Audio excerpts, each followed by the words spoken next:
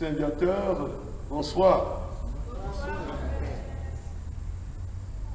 Bien-aimés du Seigneur, mes frères, mes sœurs en Jésus-Christ, nous voici de plein pied dans le Cénacle chrétien catholique 2021. C'est un temps de grâce, c'est un temps de ressourcement spirituel. Sur le plan civil, on parle de renforcement des capacités. Eh bien, par analogie, parlons de renforcement des capacités spirituelles durant ce temps de Cénacle. Amen. Ce ne sont pas les paroles qui sont de la bouche d'un homme qui vont convertir un autre homme. Le Seigneur s'en sert comme prétexte pour agir. D'où le titre, d'où le thème central de ce Cénacle, l'œuvre de l'Esprit Saint dans les sacrements. Là, comme ça, j'ai chahuté mes amis, près de la dimension, c'est une tautologie. Parce qu'en fait, il n'y a pas de vie chrétienne, de spiritualité sans Esprit Saint. Amen. Au point même Saint Paul a pu dire, enfin l'un des apôtres a pu dire, je ne donne pas de référence ce soir, c'est le discours inaugural, c'est l'enseignement introductif. On ne peut même pas dire que Jésus-Christ, n'est-ce pas, est Seigneur, si l'Esprit Saint n'a pas fait son travail à nous. Amen. Autrement dit, toute notre vie tient de l'Esprit Saint. Et c'est cela qui fait, qui établit la spécificité de la foi chrétienne, de la vie chrétienne, de la vision chrétienne. Authentique. Amen. Alors on va partir sur une base très très simple. Ce soir, le curé intervient en premier lieu pour donner le sommaire, n'est-ce pas, de tout le thème. Nous parlons cette année, n'est-ce pas, des sacrements, il y en a 7, vous savez très bien. Donc je ne les passerai pas en revue, ce n'est pas mon propos ce soir. Durant ces 8 jours qui vont suivre, eh bien ce thème sera déroulé de manière beaucoup plus ample. Mais ce soir, nous lançons, c'est-à-dire la globalité de ce thème-là. Et pour bien le comprendre, je voudrais que tous nous portions nos yeux vers le plateau, vers Saint-Paul d'Abidjan. Amen. Qu'est-ce que vous remarquez? Qu'est-ce que vous voyez au plateau de la cathédrale Saint-Paul d'Abidjan? Quelle image qui vous apparaît? C'est l'image à force, n'est-ce pas, de conviction, force, n'est-ce pas, de configurer, etc. Qu'est-ce que vous voyez comme grande image? J'ai bien dit à Saint-Paul du plateau, je n'ai pas dit ailleurs. Qu'est-ce que vous voyez? J'ai fait mettre la cathédrale au temps d'indice. Vous me connaissez, quand j'enseigne, je donne la réponse avant de poser la question. Alors, on me répond là, quelle image qui vous vient tout de suite? Pas l'idée, mais que vous voyez. Oui. Vous voyez Saint-Paul. Vous voyez la statue de Saint-Paul, c'est ça que vous voyez? La statue? Bon, notre frère voit la statue de Saint-Paul. Moi, je ne l'ai pas encore vue. Je vois autre chose. Qu'est-ce que vous voyez? Vous voyez la cathédrale Saint-Paul? C'est là où je voulais en venir. Et cette cathédrale-là, comment est-ce que vous la voyez? Qu'est-ce que vous voyez en fait? Qui peut me la décrire? Comme ça, de mémoire, en voyageant dans l'esprit au plateau. Qu'est-ce qu'il voit? Qu'est-ce que tu vois, mon frère? Qu'est-ce que tu vois, ma soeur? Que vois-tu? Quand on parle de la cathédrale Saint-Paul du plateau d'Abidjan, qu'est-ce que tu vois? Quelle image qui te frappe? Ah oui, il faut qu'il y ait un micro-place. Hein? Il faut et ceux qui parlent hier, forcément le masque, vous qui parlez. Voilà. Allez-y, allez, parlez fort. On est en famille. Vous voyez le crucifix? Moi, je n'ai jamais vu de crucifix là-bas. Je ne vois pas de crucifix. Par contre, le crucifix, c'est l'image du crucifié. Est-ce que dans l'église, tu vois un crucifix? Ah, ce n'est pas le crucifix, c'est la croix. C'est pas la même chose. Donc, vous voyez une croix. Mais une croix énorme. Amen. Ce n'est pas la petite croix en or ou bien en ancien porté sur la poitrine. Hein? C'est une croix immense. Et ensuite, on poursuit. Qu'est-ce que vous voyez? Cette image est fondamentale. Hein? C'est la représentation de la foi chrétienne, de l'Église, des sacrements. Enfin bref, je vais commencer à donner des réponses encore. Alors voilà. Qu'est-ce que vous voyez d'autre? Qu'est-ce que vous voyez d'autre? Vous voyez d'autre? Est-ce que l'église se limite à une croix? Vous ne voyez qu'une croix? Qu'est-ce qu'il y a encore? C'est attention quand même. Moi je vois bougie. Moi je vois bougie. Comment tu vois bougie comme là? Tu vois des bougies dans l'église là. Bon, alors on va peut-être de manière plus circonspecte et poser une question beaucoup plus facile. De l'extérieur, on n'est pas entré dans l'église si vous voulez. De l'extérieur, qu'est-ce qu'on voit? Notre sœur a dit un crucifix, mais c'est une croix. Parce qu'il n'y a pas Jésus dessus. Hein. On voit une croix. Mais la croix, ça veut tout dire en fait. Ensuite, notre sœur a vu des bougies, mais ça c'est à l'intérieur. De l'extérieur, qu'est-ce qu'on voit d'autre? Une belle vitre. Une lumière qui jaillit, je ne sais pas, d'une colombe. Ah bon? Même en plein jour, on voit une lumière qui jaillit d'une colombe. On est tous au plateau, là, on est ailleurs. Mais allez-y, donne le micro. Mais Bishop parle, vas-y là. Alors, on a la grande croix. Oui. Et de cette croix, nous voyons 7 colonnes qui rentrent dans la cathédrale. Est-ce que tout le monde voit ça? De l'extérieur, c'est ce qu'on voit. C'est l'image, n'est-ce pas, générale de notre cathédrale. Une croix immense, de laquelle partent 7 tuyaux, des colonnes immenses, et qui relie cette croix à ce qui nous sert, n'est-ce pas, d'espace ecclésial d'église. Mais tout est là. Tout est dit là dans cette image-là. Amen. Est-ce qu'on peut louer le Seigneur pour ça? On va parler des sacrements ce soir de manière globale, sommaire. Vous avez déjà ici l'image. Et j'allais dire l'explication, le sens, voilà, signification des sacrements. Tout est là. D'abord la croix. Amen. Tout part de la croix. Mais la croix, c'est quoi? Cette croix immense, c'est quoi? Je vous donne un indice, c'est ce que nous célébrons actuellement. Cette croix, elle signifie, elle symbolise quoi? Je dis que cette image de l'église cathédrale, c'est toute la vie chrétienne, c'est l'église, c'est la foi chrétienne, c'est la vie chrétienne. Donc la croix est le symbole de quoi? Pour vous et pour moi, c'est quoi? De notre salut. C'est le sacrifice de Jésus, amen. Mais le sacrifice de Jésus, c'est quoi? C'est le mystère pascal, amen. La croix symbolise le mystère pascal. C'est le sacrifice. L'acte fondateur de la nouvelle alliance, c'est la croix, amen. Amen.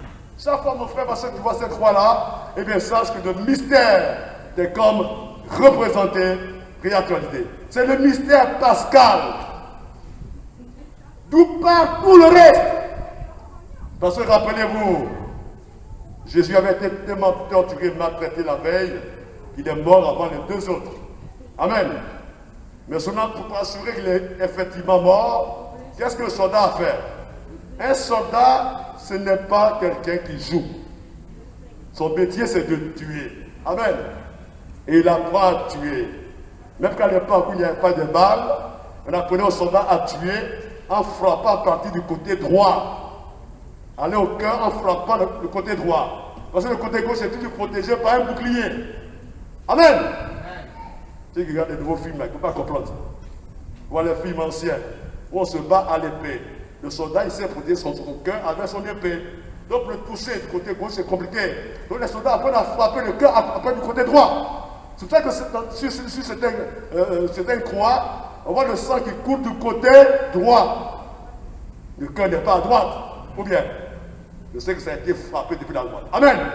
Et donc, cette croix-là, quand vous la voyez, c'est tout le mystère pascal qui vous est rappelé. Amen. Et le mystère pascal, il comprend quoi? L'enseignement a commencé. Hein? Je ne parle pas d'autre chose que des sacrements. Vous allez voir le rapport tout à l'heure. Le mystère de la croix, c'est quoi?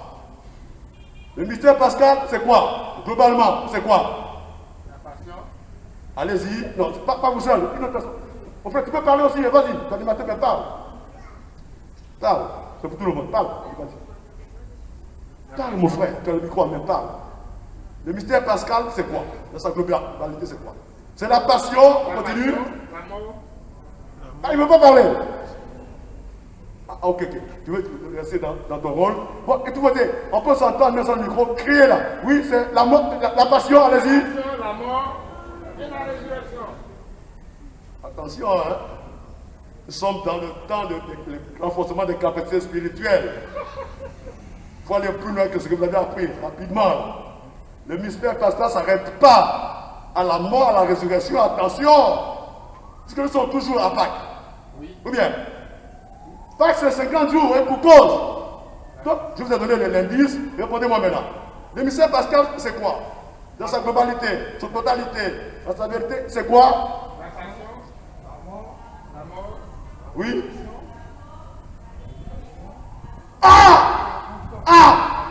L'ascension, et puis, et tout culmine à la Pentecôte, on acclame le Seigneur. Voilà la vérité sur le mystère pascal. Et c'est ainsi que Dieu a établi toutes choses. Ce n'est pas l'être humain qui l'a établi, c'est Dieu qui l'a établi. Donc quand tu vois ta croix, mon frère, ma soeur, toi qui es catholique, tout de suite arrive à voir tout ceci. C'est la passion. C'est la mort. C'est la résurrection. Ce qu'on a célébré hier, c'est l'ascension. Et en fin de compte, tout ceci pour que ce que le Seigneur a promis, sa promesse se réalise, à savoir la descente de l'Esprit Saint sur toute chair. Amen. Amen. Voilà. D'où l'appellation catholique de la cinquantaine pascale. Pâques, ce n'est pas un jour, ce n'est pas 2 jours, ce n'est pas une semaine, c'est 50 jours. Dans lesquels on monte en puissance dans la mystagogie, de la montée en puissance spirituelle. Amen. Le Seigneur nous enseigne pendant ce temps de Pâques-là. Il nous annonce la grâce des grâces, le don parfait qui est l'Esprit Saint. Amen. Est-ce que vous comprenez maintenant? L'Esprit Saint, si tu ne l'as pas, tu n'as rien. Si tu l'as, tu as tout. Amen. L'Esprit Saint, c'est le cœur même de Dieu. Amen. Parce que Dieu n'a pas de chair. Dieu est pur esprit. Dieu est esprit, mais esprit très saint. Holy Ghost. Qu'on acclame très fort le Holy Ghost. Et donc, c'est à partir du mystère pascal que tout va se décanter. Et le Christ est venu au monde pour cela. Jésus existait avant de venir dans ce monde-là, dans le sein de la Vierge Marie. Mais il ne s'appelait pas Jésus. On ne le connaissait pas. Mais il s'appelait comment? Son nom éternel, c'est quoi? C'est le... Ça, c'est en français. Ça, quand on dit en français, c'est pas fort. Dis au moins la parole. Là, ça se secoue un peu là. Hein? Parce que la tête, c'est verbum. Ah, verbum. C'est le verbe, c'est la parole.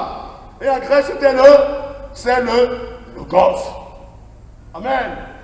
Éternellement, l'enfant de Dieu est parole. Logos, verbum, source de vie. Amen. C'est pour ça qu'on dit au commencement était la parole. Et la parole était avec Dieu. Et la parole était avec Dieu. Et la parole est Dieu lui-même. Amen. Mystère pascal. Donc ça commence par l'incarnation. En fait, Jésus est venu au monde rien que pour cela. C'est pour accomplir cette mission-là. Et hier, on l'a vu là. Il était regardant devant son père. Ceux qui l'ont dit, on vu, ceux qui n'ont pas les yeux, moi je vois. Il était regardant devant son père, puis père, mission accomplie. Il a craqué. Il faut pas l'applaudir, acclamer le Seigneur, tout ça. Vous n'avez pas vu, moi j'ai vu. Voilà. Et donc, incarnation d'abord, pour offrir le sacrifice plus parfait et saint, définitif, décisif, qui n'accepte pas plus d'autres sacrifices. Mon frère, ma soeur, tu es chrétien, tu es catholique. Ma soeur, tu es chrétien, tu es catholique. Quand après la messe, tu vas offrir notre sacrifice, tu te perds. Et tu perds le bénéfice de ce que tu as fait. Voilà. Parce que notre Dieu est un Dieu jaloux. Pourquoi? Parce que quand on aime, on est forcément jaloux. Ou bien, les femmes, elles ne sont pas jalouses, tu es bête. Oh, t'es pas jaloux, t'es bête. Ton mari, il ne faut pas lui faire confiance totale. Ça n'est pas de le surveiller, mais veille un peu. Veille un peu. Une femme qui n'est pas jalouse, elle est bête. Amen. Parce que quelqu'un qui aime, il est forcément jaloux. Amen. Pour le bien de l'autre, ce n'est pas pour ton bien, pour son bien, tu es jaloux. Amen. Notre Dieu est très jaloux. Il n'aime pas qu'on le mette en ballottage avec quelque autre puissance. Ça s'est passé ici à Abidjan une année. Nous, on a pleuré comme des gosses. Il a fallu venir fou, n'est-ce pas, de chagrin, quand on a perdu ce fameux match-là. Vous vous rappelez, pendant qu'on demandait des messes, certains étaient dans des coins, nous, en train de faire des sacrifices à d'autres dieux. Mais quand Dieu voit ça, il dit, bon, ça dit peut-être.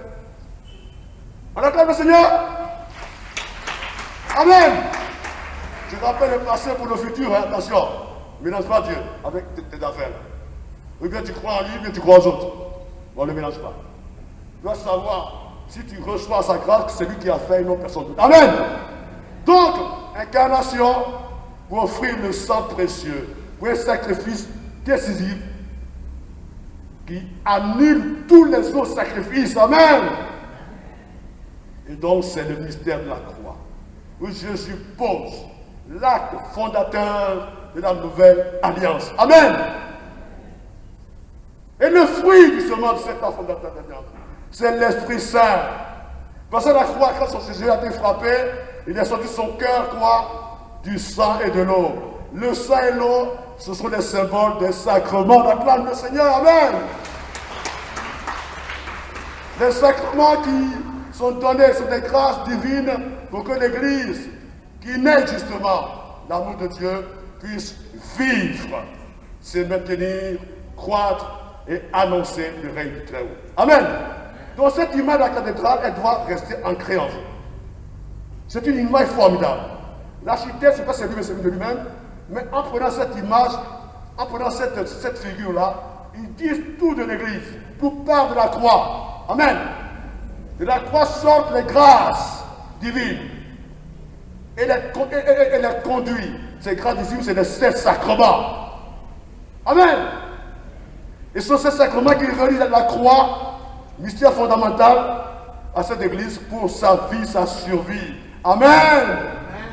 Voilà, tout est dit. Maintenant, on va parler un peu de manière beaucoup plus directe des sacrements. Nous avons déjà vu l'image de la croix sortent les 7 colonnes, les 7 tuyaux, les 7 sacrements qui maintiennent l'église, qui donnent d'abord la vie à l'église et qui la maintiennent en vie. Amen.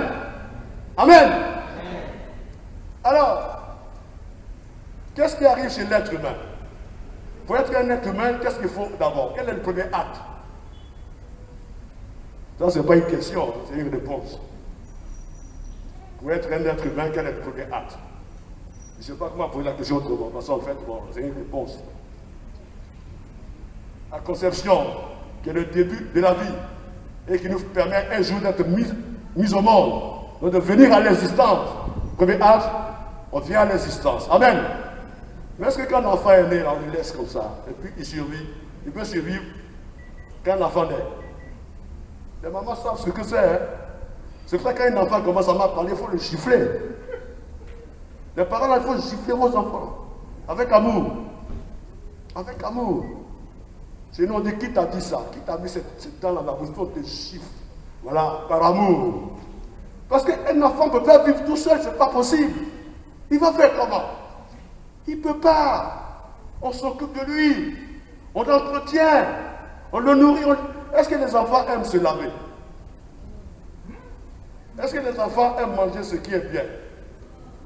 Au village, l'enfant mange du sable comme si c'était un plat de sauce, de frites. À plein poignet, il mange ça. Mais si tu veux manger, il aura les vers dans le ventre.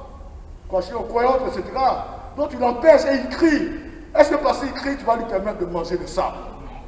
Parce que lui, il ne sait pas ce qui est bon pour lui. Il faut que maman soit là, papa soit là, grand frère, grande soeur, pour l'amener, eh bien, à faire ce qui est bien et à grandir. Et puis un enfant, forcément, tombe malade un jour. Ou bien, les enfants ne tombent pas malades. Mais c'est là qu'on voit les parents. Première maladie là, peut-être juste ce sont les dents qui poussent. Mais l'enfant est malade. Et quand les parents ne sont pas au courant, c'est le premier enfant, ils pensent que l'enfant va mourir. Ton enfant que tu aimes va mourir. Mais c'est terrible. Et tu cours à l'hôpital. c'est ce gars demain qui va décider, mais tu le chiffres. Amen. Avec amour. Avec amour, tu le chiffres. Qui t'a dit ça? Toi, tu peux suivre sans nom. Et puis il y en a qui vont jusqu'à dire, après tout, parce qu'ils ont lu un peu quelque part, je n'ai pas demandé à Net. Tu le shootes. Tu n'as pas demandé à Net. Tu es né là, tu n'es pas content. Hein? Tu n'existais pas. Donc tu es venu à l'existence grâce à nous, grâce à Dieu qui nous aime. Amen. Et tu vas nous dire que tu n'as pas demandé à Net. Tu le shootes. Amen, avec amour. Tout ça avec beaucoup de tendresse. Ce n'est pas la méchanceté. Amen. Et puis ensuite, l'enfant, il faut le nourrir. Hein? Il faut le soigner. Est-ce que les enfants aiment aller à l'école? Moi, je me rappelle, aujourd'hui, ces deux-là sont mes neveux. Il y a un qui travaille, enfin, les deux travaillent. L'autre, même, la jeune dame, elle est même pharmacienne. Mais le premier jour d'école, on a eu tellement honte. On les a amenés à l'école, mais les enfants criaient comme si on allait les égorger. On a eu honte, on ne savait pas où se mettre. Aujourd'hui, là, vous avez vu, l'enfant, il faudrait que les parents soient autour, ceux qui l'aiment, pour l'aider à grandir, à croître, à avancer et à demeurer en vie. Amen. Ça, c'est sur le plan naturel. Mais sur le plan spirituel, c'est la même chose. Amen. Avec le baptême, alors, du coup, nous rentrons dans le sujet. Les sacrements, nous en avons 7. Dans la même alliance. Ok? Il y a d'abord les 3 premiers qu'on appelle les sacrements de quoi? Ceux-là qui font entrer dans la vie chrétienne, qui donnent la vie chrétienne, la vie de Dieu, la vie divine, qui sont, on va ensemble. On va ensemble. Ensuite, en principe, ce n'est pas dans ce sens-là. Ce n'est pas dans cet ordre. C'est baptême, confirmation et puis Eucharistie. Pourquoi? C'est pour des raisons pastorales qu'on a dissocié baptême et confirmation. Parce que la confirmation, en fait, c'est la confirmation du baptême, c'est pas autre chose. Amen. Le baptême te fait venir au monde, mais tu es un bébé. Tu es un bébé chrétien. Ta vie chrétienne est très faible. On va la renforcer par la confirmation en parenthèse du baptême. Amen. Et maintenant, tu peux manger. Est-ce qu'un bébé, il mange? Il boit du lait. Nous avons amené un petit chaton dernièrement, alors que le chat qui était là, qui a été mangé par peut-être des paroissiens, attention. Si ce sont des personnes qui ont mangé notre chat là, méfiez-vous, c'est un péché grave. Il faut vous confesser. Nous avions un chat là, au presbytère, qui a disparu. Et j'ai appris qu'il y avait des équipes de mangeurs de chats sur la paroisse. C'est méchant, ne mangez pas les chats. Si vous voulez manger des chats, élevez-vous, mettez vos chats de manger. Non mais c'est la règle d'or. Hein? Ceux qui mangent les chats, là, quand on mange les chats, ils pleurent. C'est la règle d'or. Ce que tu n'aimes pas, ne faut pas le faire. Amen. Bon, ça c'est une parenthèse. Et donc ce bébé, le chaton qui est arrivé là, alors que notre chat qui a disparu, j'espère qu'il n'a pas été mangé, j'espère toujours. Quand il voit le poisson, il dit, mais fou, il mange. Le chaton, il ne mange pas le poisson. Lui, il veut boire du lait, je dis là. Parce qu'il est encore petit. Amen. Donc je dis, l'enfant au début, là, il ne mange pas de la nourriture dure. Il boit du lait. Et puis après, il grandit. Et enfin, il peut manger du dur. Ok. On ne donne pas l'Eucharistie au bébé. Sauf chez les autres orthodoxes où ils communient un peu. Bon. Ne pas trop tort non plus, parce que la vie spirituelle, ce n'est pas la vie humaine ordinaire. Donc même les enfants communient là-bas, d'une manière assez spéciale. Et quand on fait le corps du Christ, on parle le corps du Christ, l'hostie dure, hein, on dit un peu dans le sang du Christ, il boit, ok. Mais chez nous, dans l'église romaine, de l'Église romaine, l'Eucharistie, c'est quand on a un certain âge, on a des temps et tout ça, parce que l'hostie, il faut marcher. Amen. Les gens qui ont mon âge ici, là, eux plus. Quand on a fait la première communion, on nous a dit surtout, il ne faut pas que les dents touchent l'hostie. C'est ce qu'on nous a dit. Ceux qui disaient ça, c'est par respect de l'Eucharistie, mais ils se trompaient. Parce que Jésus a dit, il faut marcher ma chair. Il n'a pas dit de sucer sa chair, mais de masser. Donc quand tu prends l'hostie, tu marches avec tes dents. Parce que c'est un repas. Amen. Bien. Si les enfants n'ont pas de dents, donc ils ne peuvent pas communier, parce qu'il faut marcher. Amen. Donc, je dis, ce qui se passe sur le plan naturel, eh bien, on peut utiliser cette analogie sur le plan spirituel. L'enfant, il est né à la vie divine par le baptême. Mais c'est un corps, c'est un bébé, il n'est pas grand, il n'est pas fort. Il faut qu'il soit confirmé. Amen. qu'il puisse manger, pour que les forces divines lui viennent et demeurent en lui. Donc, ce sont les 3 premiers sacrements, initiation chrétienne. Quand on dit initiation, ça veut dire ce qui nous fait entrer dans la vie chrétienne, ce qui nous fait naître et grandir dans la vie chrétienne, à savoir le baptême, la confirmation et l'Eucharistie. Bien. Ensuite, il y a 2 autres sacrements qu'on appelle les sacrements de guérison. Ok? Sacrement de guérison. Donc, je n'insiste pas trop ce soir parce que c'est juste un enseignement introductif. Hein. Demain, ce second enseignement, ça s'appelle le baptême. Rien que le baptême, et ainsi de suite. Donc là, je passe encore plus rapidement. C'est un sommaire. Donc, les sacrements de guérison, qui sont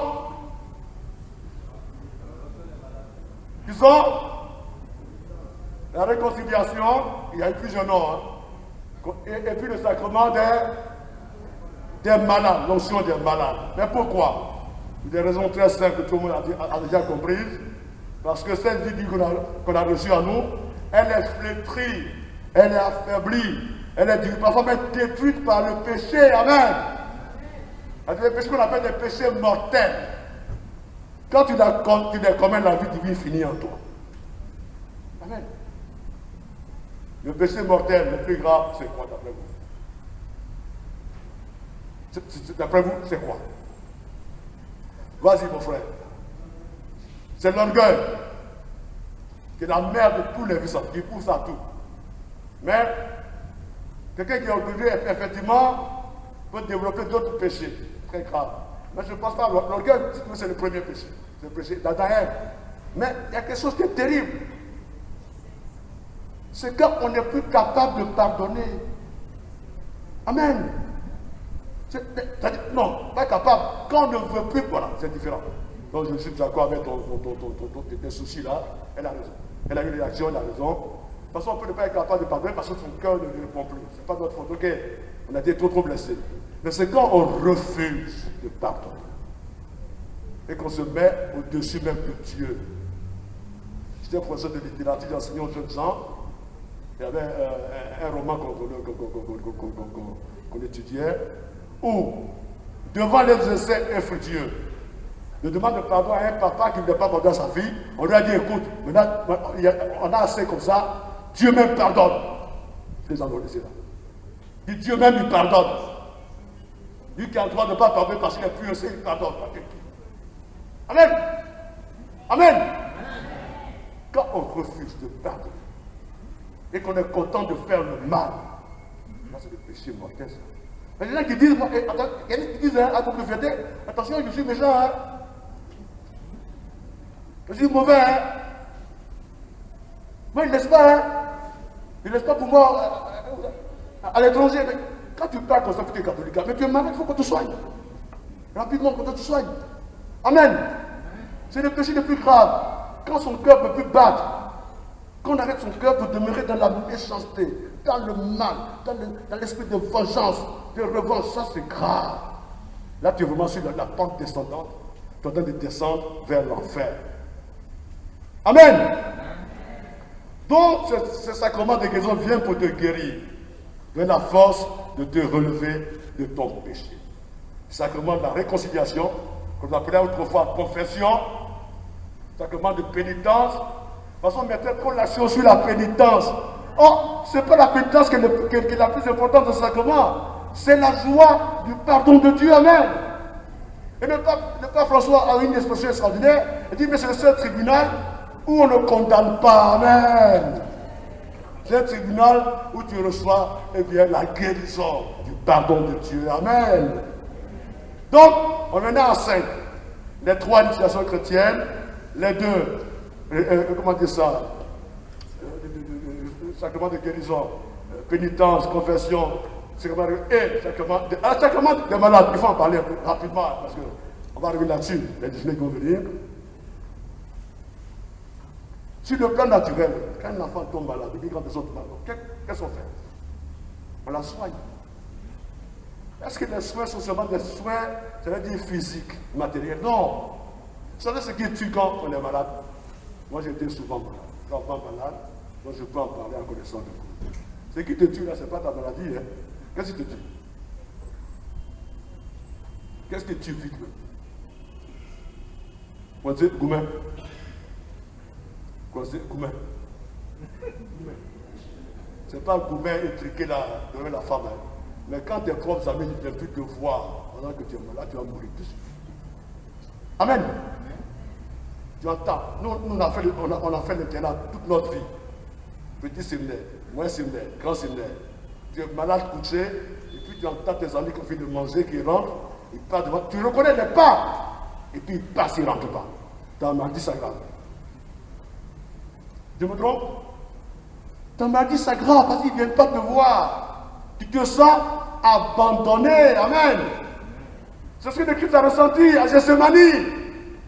Il dit, Pierre, tu dors alors que c'est chaud. Hein, Pierre? Tu dors. Il dit, c'était Pierre. Moi, c'était Pierre. Il dormait. Il dit, on est fatigué à l'automne. Il dit, mais tu ne sais pas ce qu'on a de vivre, c'est chaud, hein? Il s'est senti seul. Et heureusement qu'à la croix, les femmes étaient là. Est-ce qu'on peut dire merci à nos moments? Marie était là. Même Bethléem était là. Et cette femme-là était là. Et puis quand même, il y a un qui nous a sauvés. Ces gens étaient là aussi. Sinon on était mal mariés.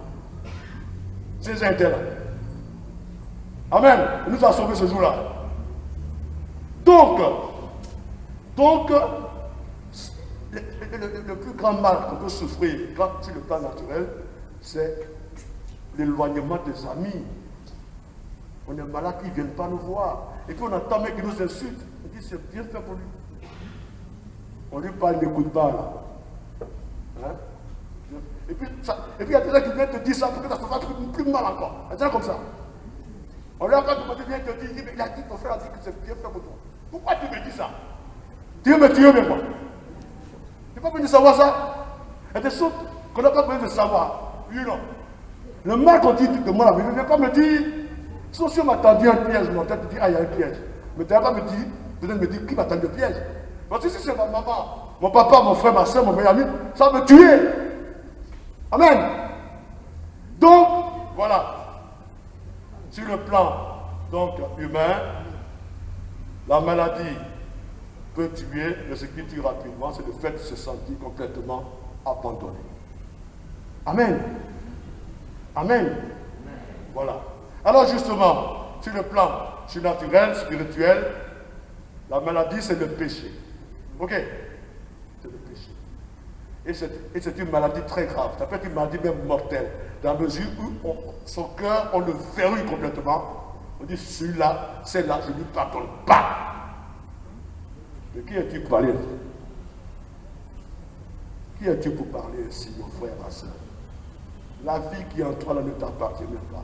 Peut-être que tu n'as qu'une heure à vivre, et voilà où tu te trouves. Si tu meurs dans cette situation, est-ce que c'est bon pour toi? Est-ce que c'est bon pour toi? Parce que rappelez-vous, Jésus a été très très clair. Si vous pardonnez, mon Père vous pardonnera. Si vous ne pardonnez pas, il ne vous pardonnera pas. Or, qui peut se targuer de pouvoir se passer du pardon de Dieu? Qui? Parmi nous aussi là. Qui lève la main, on va l'applaudir. Est-ce qu'il y a un saint parmi nous ici? Si nous sommes tous saints, il faut laisser ça, c'est du bon Dieu. Nous sommes tous saints, parce que ça va venir. Il fait très chaud, tout ça. Nous sommes tous saints depuis notre baptême. Hein. Dans l'Apocalypse, les chrétiens sont appelés les saints. Effectivement, l'Esprit Saint, nous sommes saints. Mais malgré ça, nous tombons dans le péché. Donc personne ne peut dire ici que lui, il n'a pas besoin du pardon de Dieu, parce qu'il est déjà saint. Ça n'existe pas. Amen. Et c'est pourquoi le sacrement là vient te guérir au niveau spirituel et au niveau de la maladie corporelle. Le fait que tu sois abandonné par tes amis, ça te rend encore plus malade. L'onction de malade vient te raffermir, te redonner une vigueur, force spirituelle pour tenir dans le combat. Celui qui est malade, c'est quelqu'un qui est en train de combattre. Amen.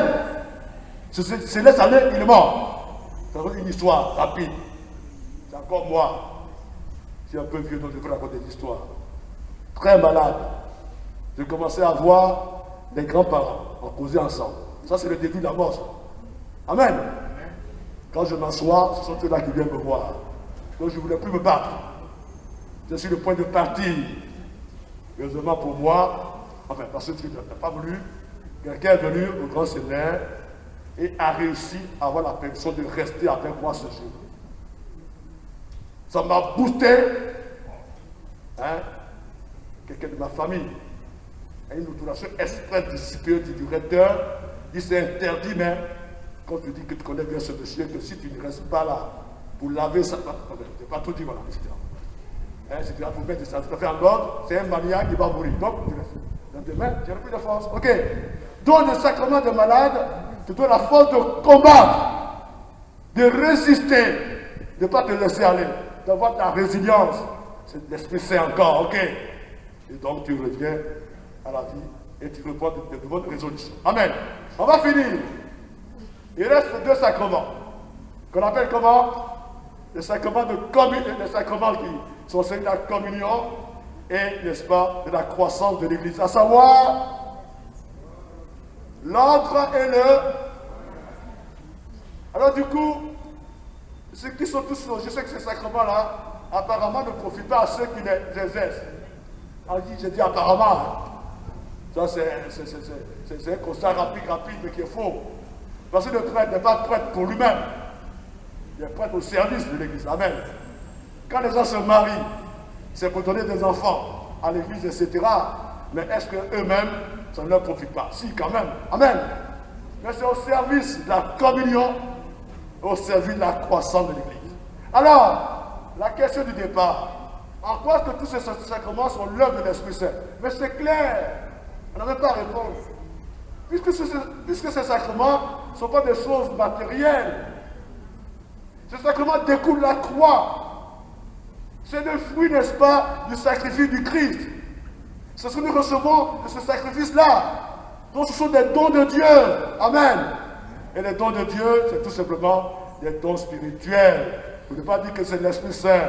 Donc c'est l'Esprit Saint qui est à l'œuvre dans la vie de l'Église et donc dans les sacrements qui permettent à l'Église de naître et de vivre et de se maintenir et de croître. Est-ce que c'est compliqué ça? C'est pas compliqué. Donc, on est tous convaincus, ça tombe de source, que dans tous les sacrements, l'Esprit Saint est à l'œuvre. Parce que Jésus a dit, quand vous priez, demandez avec persévérance. Parce que vous-même qui êtes méchants, vous avez dit ça un jour, vous j'étais là, vous avez dit ça. Mais vous êtes méchants là. Est-ce que votre enfant vous demande un poisson, vous donnez un serpent, du pain, du scorpion? Si vous êtes méchant, c'est capable de faire du bien à vos enfants, combien plus mon Père qui est bon et qui vous donnera qui? L'Esprit Saint à qui il demande. Acclame le Seigneur pour ça. L'Esprit Saint à qui il lui demande. La grâce par excellence de l'Esprit Saint. Vous venez nous renforcer dans notre condition d'enfant de Dieu, d'être spirituel, revenir à Jésus-Christ, confier au Christ. C'est là qu'il va témoigner de Christ dans ce monde-là, pour sa gloire et pour notre salut à nous tous. Amen. Est-ce que vous avez compris, quelque chose dans ce que je viens de vous dire là? Vous avez compris? C'était un discours introductif, pour aussi entrer dans certains détails, mais c'est juste pour annoncer les couleurs, pour faire venir l'eau à la bouche, pour donner l'appétit pour les jours qui vont suivre. C'est mon travail ça, donner l'appétit. Amen.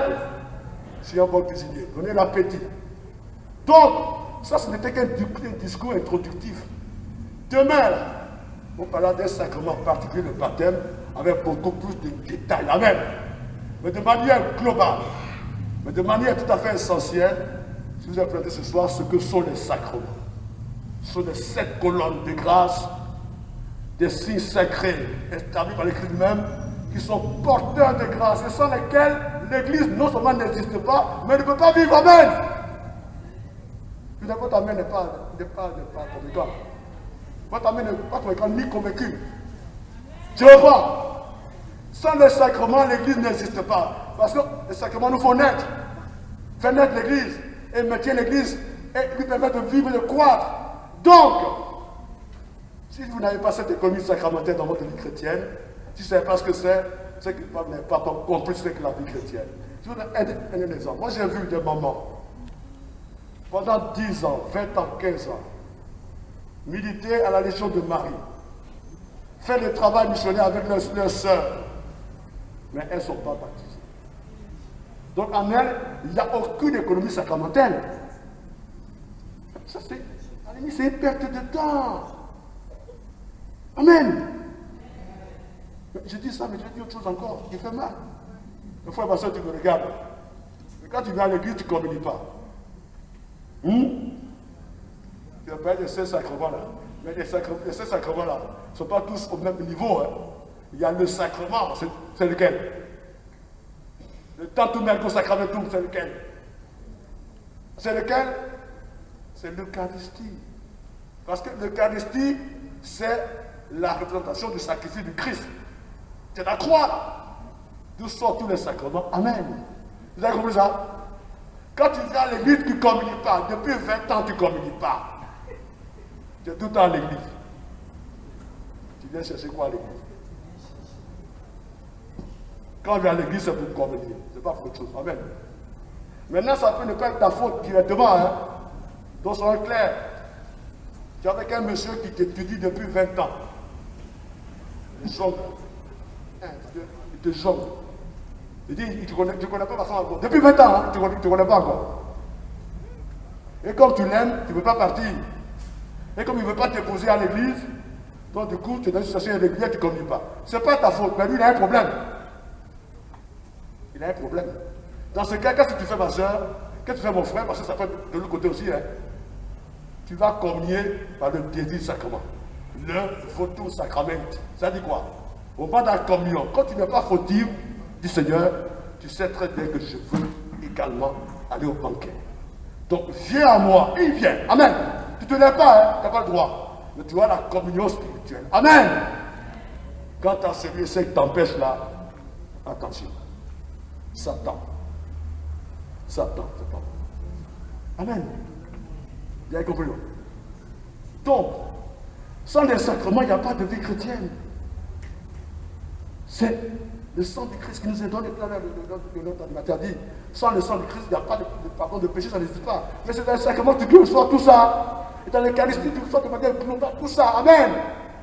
L'Eucharistie, c'est l'évangélisation la plus percutante. Ceci est mon corps social. J'ai tout dit ce soir, mais c'est pas bon. Quand on dit ceci est mon corps social à l'Eucharistie, là, c'est la Bible qui s'accomplit, amen. De manière instantanée, amen. Amen, le Seigneur pour ça.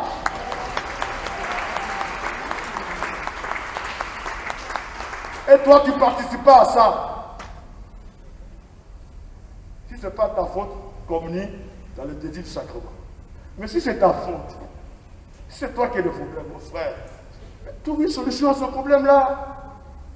Ou bien. Et puis un jour, viens communier.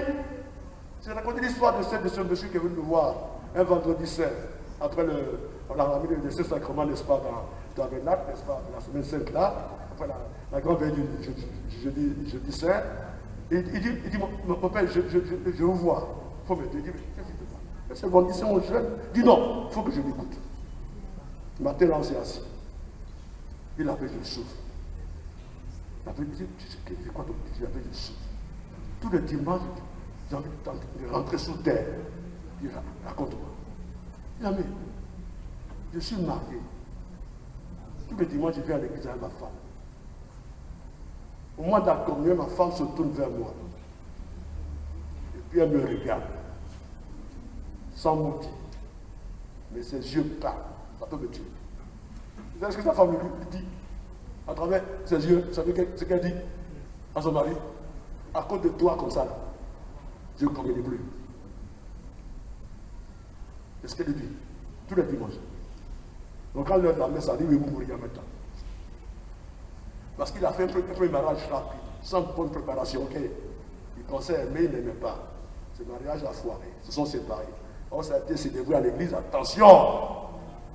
Ça a été célébré à l'église. Le mariage qui est célébré à l'église sacramentelle, on ne peut pas le casser. Il est indissoluble. Ça veut dire quoi? Si tu l'as loupé, si tu as raté, bien sûr que tu es chrétien, mais tu ne peux plus te remarier à l'église. Tant que l'un de vous deux vit, ça ne s'agit pas de tuer quelqu'un. Hein? Tuer quelqu'un, vous voyez combien? Ça, c'est du sacrilège monumental, ça. Mais, donc, du coup, celle-là, il a épousé, il passe les mains, enfin, apparemment il s'aime, mais il ne peut plus l'épouser à l'église. Donc les deux sont dans une situation irrégulière. Lui, divorcé, remarié, donc il ne peut pas communier. Elle n'était pas divorcée, mais elle n'est pas mariée. On appelle ça le concubinage. Amen. Donc incapacité de communier. Et elle ne supporte pas ça. Et elle lui dit ça tous les dimanches. Toi là, Koulibaly là. Non, ça ne fait pas Koulibaly. Ça ne fait pas Koulibaly. Koulibaly est commis. Vous avez compris, non? Donc les sacrements, ce n'est pas nous qui décidons, en tant que chrétiens, de les pratiquer ou pas. Les sacrements sont essentiels. Si tu ne les pratiques pas, tu n'es pas dans l'église. Amen. C'est comme un enfant qui ne veut plus manger. Il fait la grève de la faim. Il va mourir. Ou bien qui ne veut pas là. Manger, mais c'est bon. Il ne veut plus respirer même. Voilà. Il ne respire plus. Et puis il est là. Il ne respire plus. Il va mourir. Si tu ne pratiques pas les sacrements, tu ne respires plus. Tu n'es pas spirituel. Donc tu vas t'étioler et finir par mourir spirituel. Amen. On verra un être humain qui se déplace, mais c'est une coquille vide. Il n'y a plus d'éléments. Amen. Vous voyez la gravité de la question? Donc je vais conclure. Mais il n'y a personne qui me dit combien de temps j'ai encore. Combien j'ai passé de temps? Je suis content de parler. Il me reste combien de temps? 2 minutes. Ah, Dieu. On acclame le Seigneur. J'ai encore 2 minutes.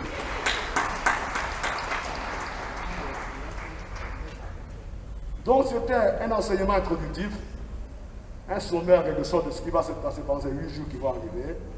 Et le thème, c'est est-ce que l'Esprit Saint, comment est-ce que l'Esprit Saint agit dans les sacrements? De toute façon, s'il n'y a pas d'Esprit Saint, il n'y a pas de sacrement. Le sacrement, ce n'est pas du matériel, c'est du spirituel. Esprit Saint, c'est la grâce de Dieu qui coule en nous pour que nous venions au monde, enfants de Dieu, et que nous vivions en tant qu'Église, peuple des enfants de Dieu. Amen.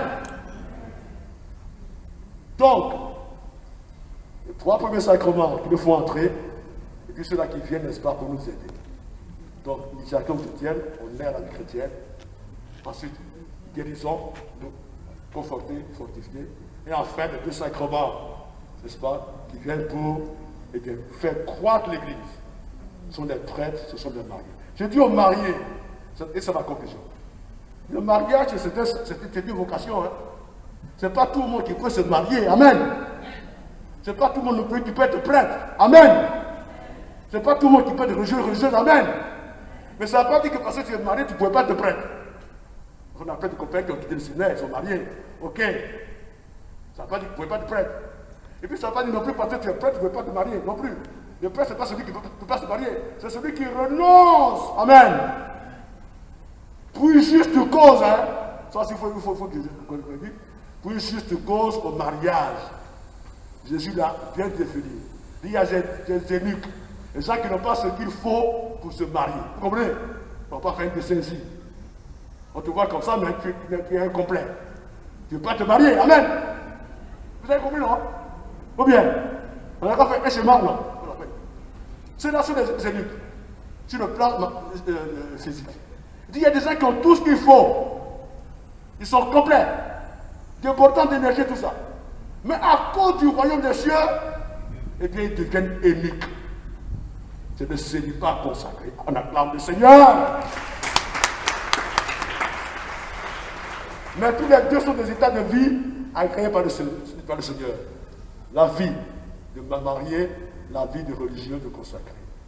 Pourvu que là où tu es là, tu sois état. Pas un pied ici et puis un pied là. Hein? Tu comprends ce que je dis? Pas un pied ici et puis un pied là. Amen. Et les sacrements sont là pour infuser en nous la grâce perpétuellement. C'est comme un ballon qu'on nous a placé. Et la grâce passe. S'il n'y a pas de sacrement, il n'y a plus de vie spirituelle, il n'y a plus de vie divine. C'est la mort. Amen. On a compris, on acclame le Seigneur. Bon, alors je finis, mais on va peut-être prendre 1 ou 2 questions rapides là. Hein. S'il y a une dame et un monsieur qui a besoin qu'on lui explique ces questions rapidement, mais c'est juste un sommaire, je n'ai pas allé dans les détails, c'est un sommaire. Rapidement, 1 minute pour ça. Rapidement. J'aime parler tellement simplement que tout le monde a compris, ok? C'est le langage de tout le monde. Tout le monde a compris. Voilà. Et donc, le Sénat, c'est 9 jours, c'est pas un jour, ok? C'est 9 jours. J'espère qu'on va aller en puissance. Hein? C'est le temps de la mystagogie, renforcement des capacités spirituelles. Et comme je dis, ce que j'ai dit ce soir, c'est pas ça qui est important. Vous pouvez oublier tout ce que je dis. Mais est-ce qu'à l'occasion de ces paroles humaines, l'Esprit Saint a travaillé? C'est ça. C'est ça. Est-ce qu'il a travaillé? Est-ce que ça a été un prétexte pour lui de toucher quelqu'un? C'est le plus important. Comment? Avez-vous une question? Allez-y. Allez-y. Madame, posez-moi une question. Mon père, en fait, vous avez parlé des personnes en fait, qui sont en concubinage, donc ça empêche en fait de communier. Ça, c'est un autre truc.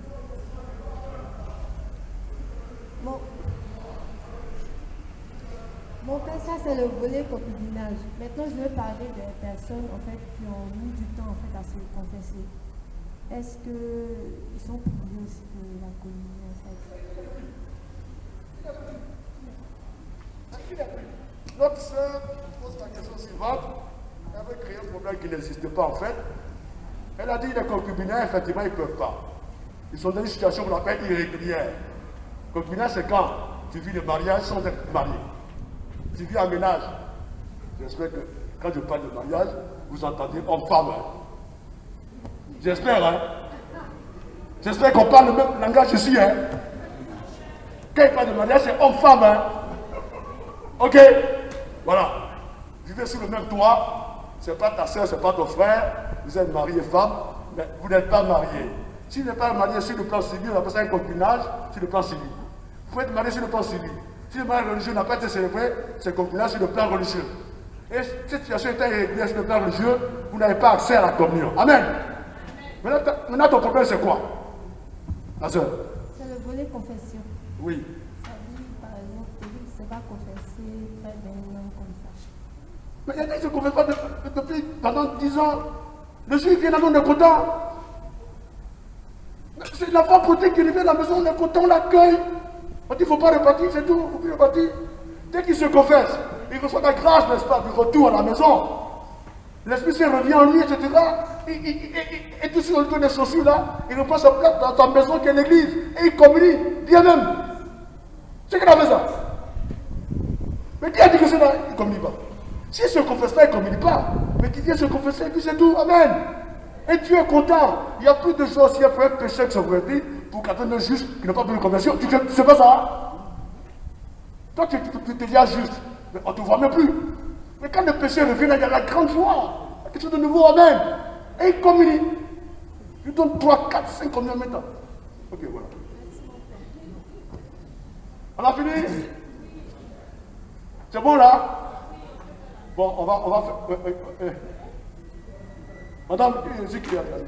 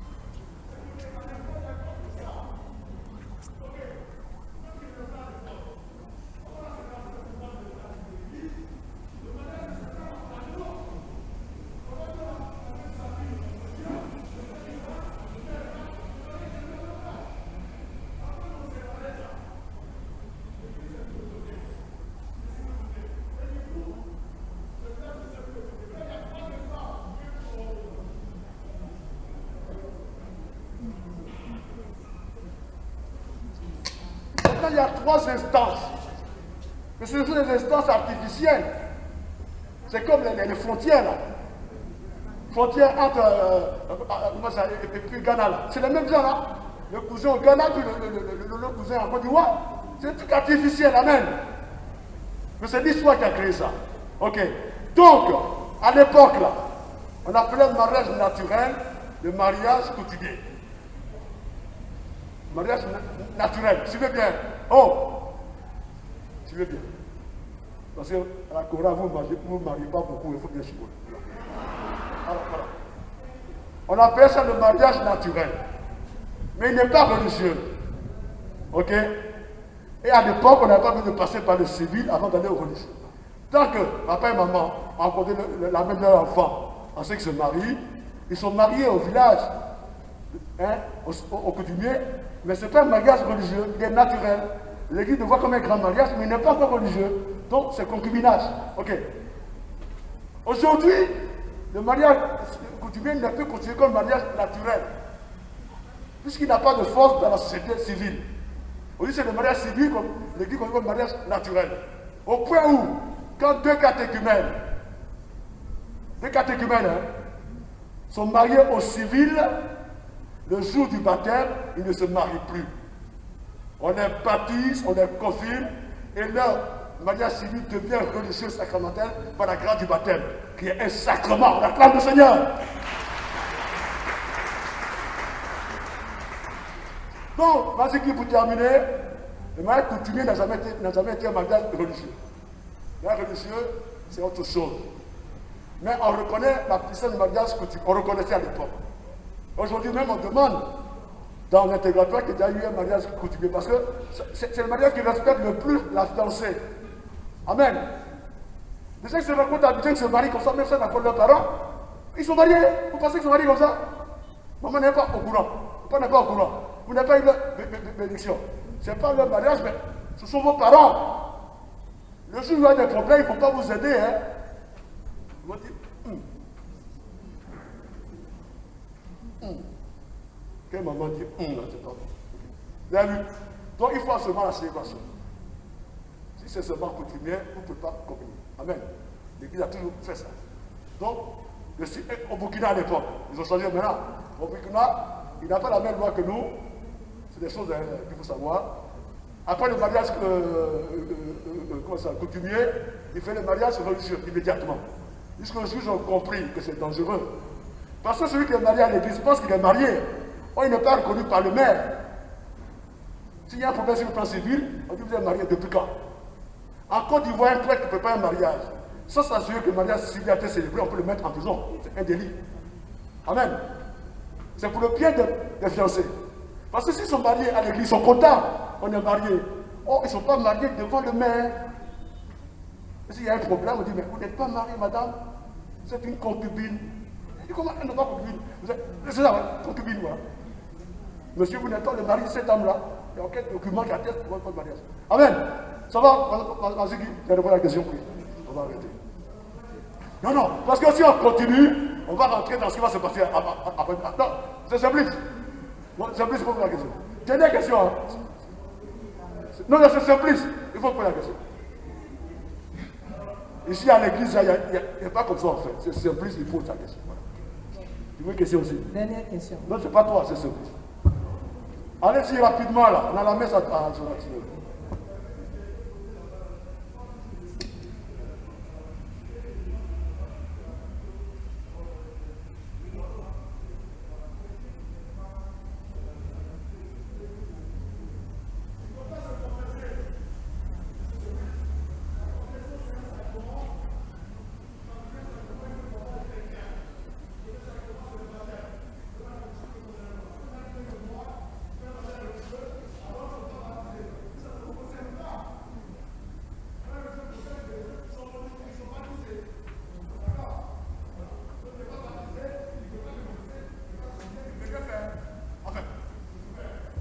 Recevoir le sacrement.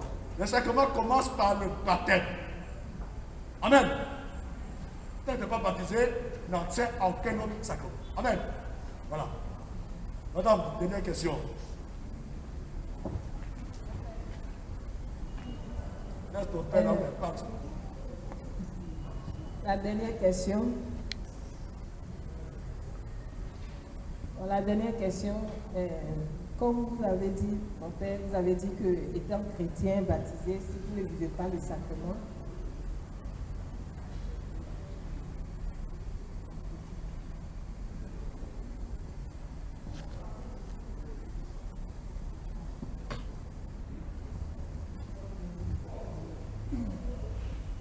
étant baptisé, ne pas vivre le sacrement,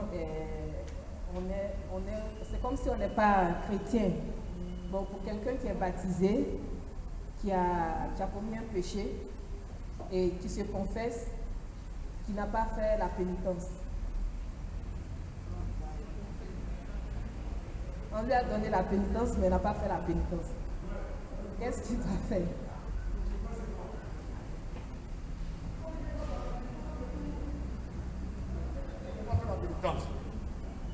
Tu as volé, on se fait une somme que tu ne peux pas rembourser. Tu as volé 1000 fois à ta maman. On dit, bon, maman, c'est pas qu'elle sait, mais quand même, ne pas te revenir, elle fait seulement de pas savoir. 1000 fois là, il faut rembourser ça. Donc, pas maman, maman c'est maman, tu as volé ça à ton petit frère, voilà, à ton petit frère. De son côté, ça. Tu as volé, ta parole, tu dis, bon, il faut remettre ça là. Tant que tu n'as pas ramené, ça veut dire que tu ne peux pas pardonner. Mais il faut que tu comprennes que pour avancer dans la vie, il faut que tu arrives à remettre. Ok? Par contre, il y a des pénitences beaucoup plus graves. Ah ben oui! Des pénitences beaucoup plus graves. Ils sont fonction même du pardon de Dieu.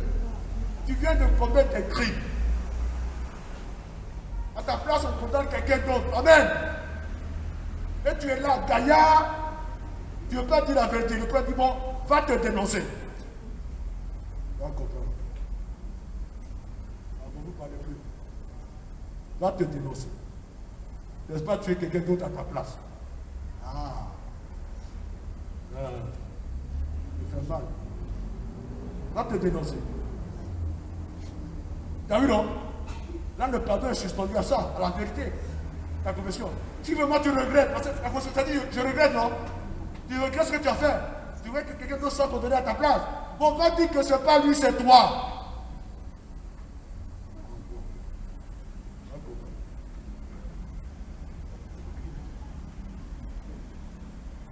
C'est pas normal ça. C'est pas normal. Maintenant, si tu as oublié, c'est une petite pénitence, tu as oublié. C'est pas grave. Tu as déjà fait la démarche de ton repentir. Le Seigneur sait d'ailleurs, bien avant que tu confesses, que tu voulais être. Okay. Mais si c'est des choses graves qui impliquent la vie d'autres personnes, il faut que tu. Voilà. Il y a ce qu'on appelle la réparation. Il faut réparer. Si tu es sincère dans ta contrition, dans ta demande de pardon, tu es prêt à réparer. Oui, non. Répare. C'est tout. Pas tromper Dieu. Bon, c'est la dernière question. On va faire la prière.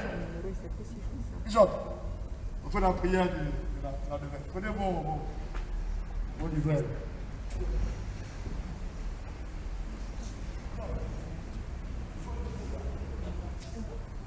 Bishop, on va faire la prière.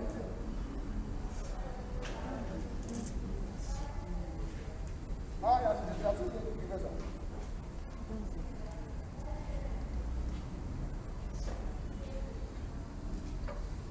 On va prendre un chant à l'Esprit Saint d'abord. On va tous se tenir debout. Et puis, la chorale va nous donner un chant à l'Esprit Saint pour nous permettre de nous disposer et de vivre ce temps de prière. Vous savez que le Seigneur n'est pas dans les chemins des hommes. Nous avons fait notre programme et on a mis l'effusion au samedi. C'est samedi qu'on a prévu faire l'effusion. Mais chaque jour du Sénat peut être une source d'effusion pour toi où tu peux recevoir l'Esprit Saint si tu es disposé. Voilà. Parce que l'Esprit Saint, il n'est pas dans nos schémas. Il souffle là où il veut, quand il veut et comment il veut. Donc selon ta disposition, si tu es venu ce soir pour le recevoir, ici et maintenant, dans ce temps de prière que nous allons avoir, tu vas recevoir également ton effusion de l'Esprit. Ce n'est pas forcément le dernier jour. Ici et maintenant, pendant ce temps de prière que nous allons avoir, tu peux recevoir l'Esprit. Le cœur nous prend en chant l'Esprit.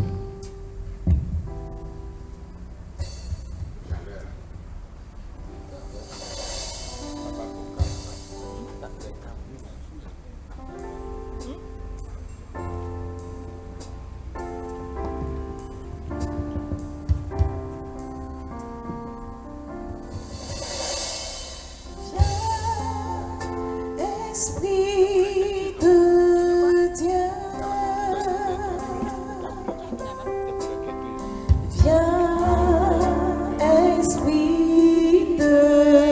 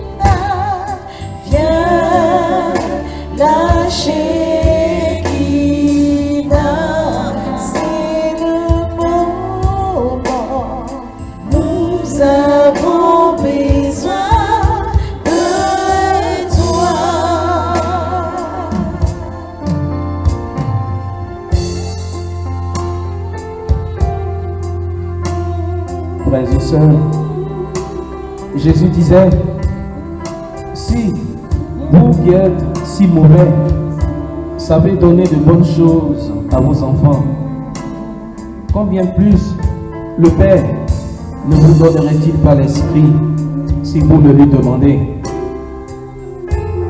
L'Esprit respecte notre liberté comme Dieu respecte notre liberté. Dans ce temps, nous allons ouvrir la bouche et demander à l'Esprit de venir renouveler les eaux de nos baptêmes, renouveler la vie sacramentelle que nous avons reçue, de venir nous fortifier, que nous puissions vivre ces sacrements que nous avons reçus. Dans notre credo, nous disons que nous croyons en l'Esprit Saint, qui est Seigneur et qui donne la vie. Et à travers les sacrements, il nous a donné la vie de Dieu. Mais par le péché, souvent, nous avons attristé l'Esprit qui vit en nous et qui nous donne la vie. Dans ce temps de prière, tu vas demander, tu vas ouvrir la bouche et tu vas demander à l'Esprit de venir renouveler sa présence dans ta vie, de venir renouveler davantage sa présence dans ta vie. Nous pouvons demander à l'Esprit de venir maintenant. Ouvrons la bouche et demandons à l'Esprit de venir prendre possession de nos corps, de nos âmes, de nos esprits, de nos personnes. Ensemble, nous pouvons élever la voix. Seigneur Esprit Saint, nous te bénissons, nous te rendons grâce, nous te disons merci. Saint-Esprit de Dieu, toi qui chaque fois est invoqué, descend au milieu de nous. Que l'Esprit qui a été promis à notre humanité, Jésus, en montant vers le Père, a dit qu'il n'allait pas nous abandonner, qu'il nous enverrait l'Esprit d'auprès du Père, l'Esprit qui procède du Père et de lui. Et Saint-Esprit, c'est cet Esprit-là qui nous a été donné pour nous permettre de rendre témoignage au cœur de ce monde. Esprit Saint, je te recommande mes frères et mes sœurs qui sont ici, qui sont venus, parce qu'on leur a dit que dans ce temps de cénacle, ils allaient te rencontrer, ils allaient t'expérimenter, ils allaient te toucher du doigt. Et Saint-Esprit, ils sont là, ils sont venus. Tu connais le cœur de chacun de nous. Toi, l'Esprit du Père et du Fils, qui a été répandu sur l'immensité du monde. Viens maintenant réveiller ta présence dans le cœur de mes frères et de mes sœurs. Viens renouveler les eaux de nos baptêmes. Viens renouveler le sacrement de la confirmation que nous avons reçu, qui nous configure pleinement, totalement à toi, Esprit du Père et du Fils. Viens impacter de nouveau nos vies, nous t'en supplions. Si le péché, si nos péchés ont attristé et contristé, Esprit du Père et du Fils, ce temps du Cénacle est le moment favorable pour que tu viennes prendre possession de nos corps qui sont tes temples, qui sont tes demeures. Nos corps qui sont tes demeures, Saint-Esprit.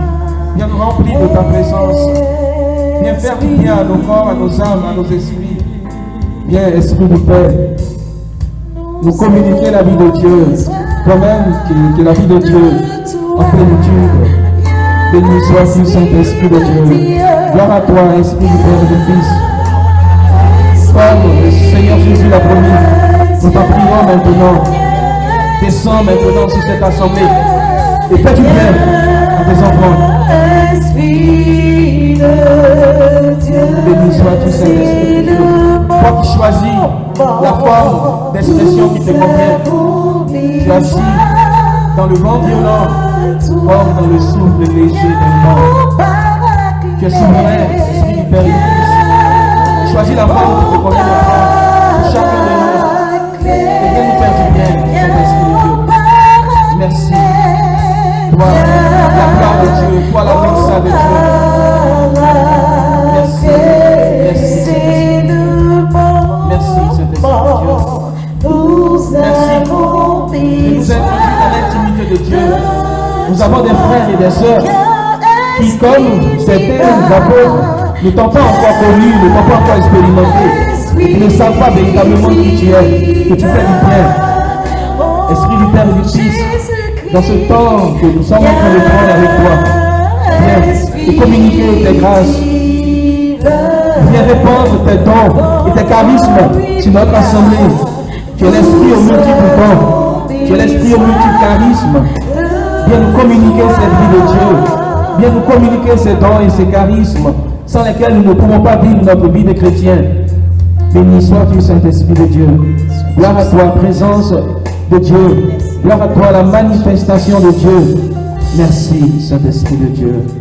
À toi seul la gloire, à toi seul la puissance, à toi seul la louange. Béni sois-tu, Saint-Esprit de Dieu. Gloire à toi, Esprit du Père. C'est et du le Fils. moment, nous avons besoin de toi.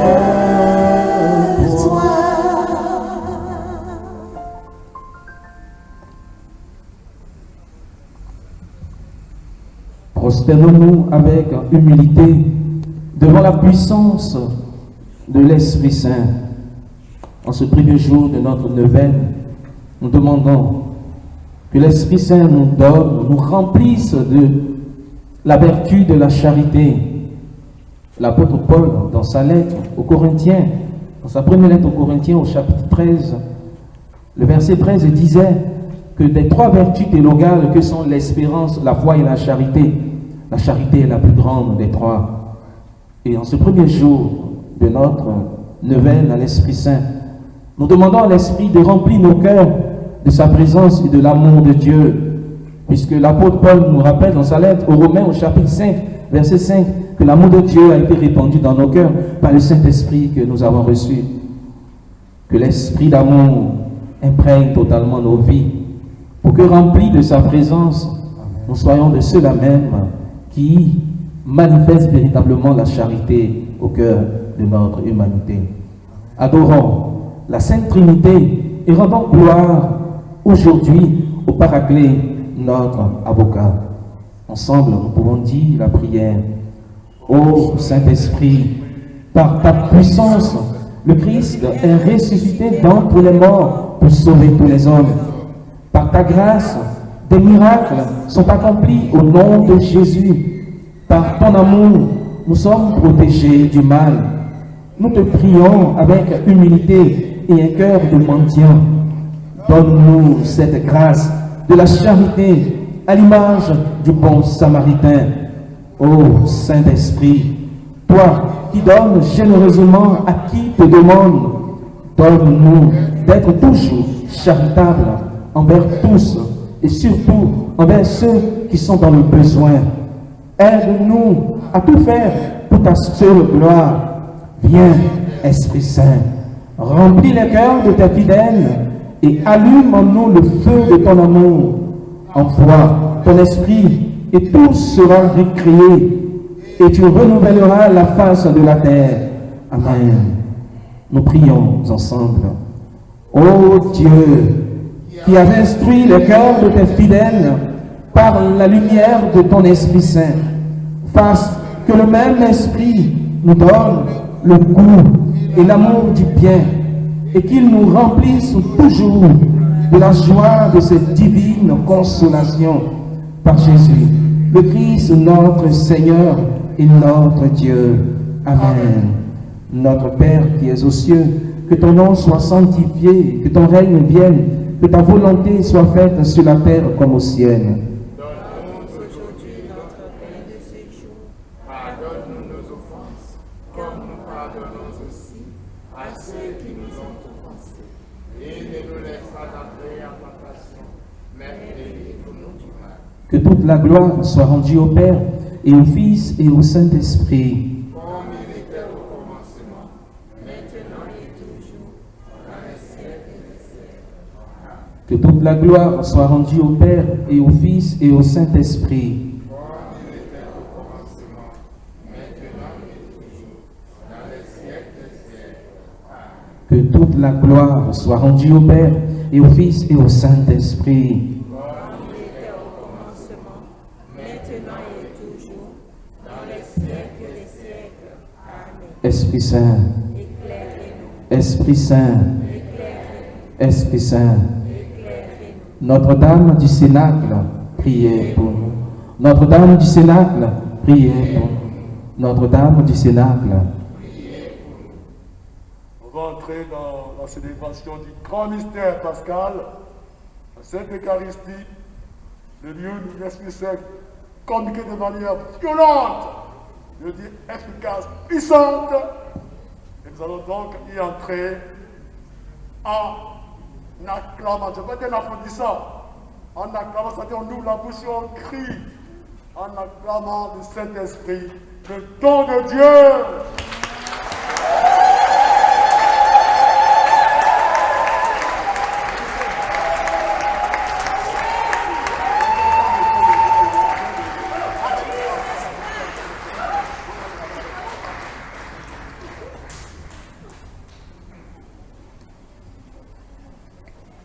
Vas-y, joie.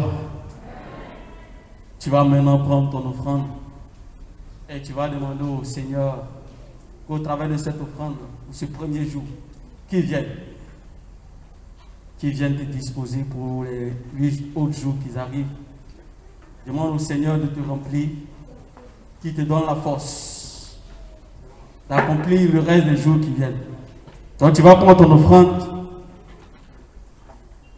et tu vas prier dessus.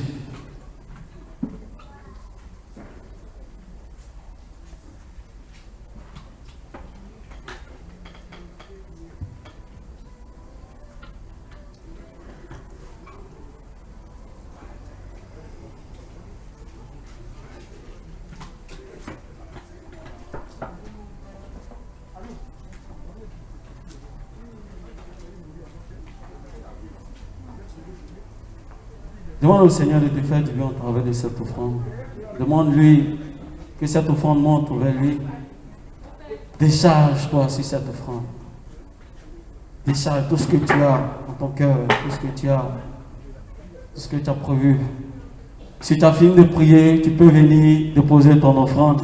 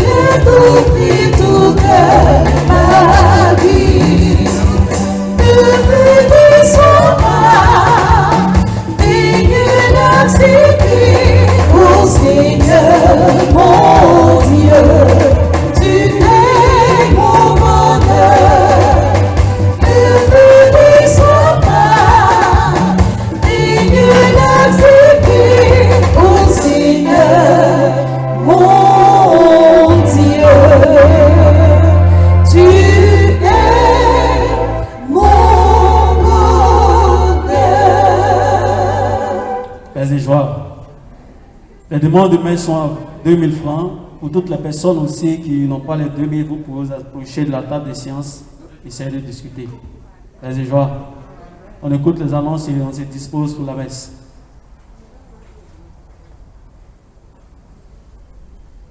Bonsoir, frères et sœurs. Au cours de cette messe, nous prierons pour les intentions suivantes.